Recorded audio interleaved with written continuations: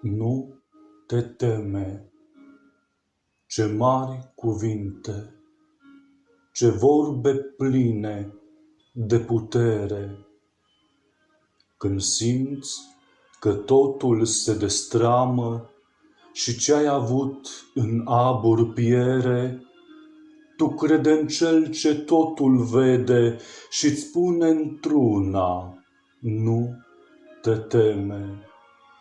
Când valul crește și este gata într-o clipită să te înghită și auzi furtuna cum răgnește, tu crede în Cel ce poruncește și vântului și mării: gata. Iar ochii-ți pironește în zare să-L vezi pe Cel ce te iubește, cum gramnic peste val pășește și te ridică cu braț tare.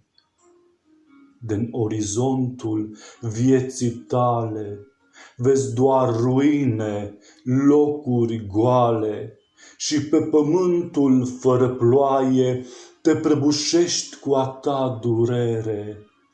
Tu crede în Cel ce totul poate și vei vedea în depărtare un om ce poruncește ploaie și pe-a lui chip scrie salvare. Nu te teme, ce mari cuvinte, eu sunt cu tine. Nu te teme.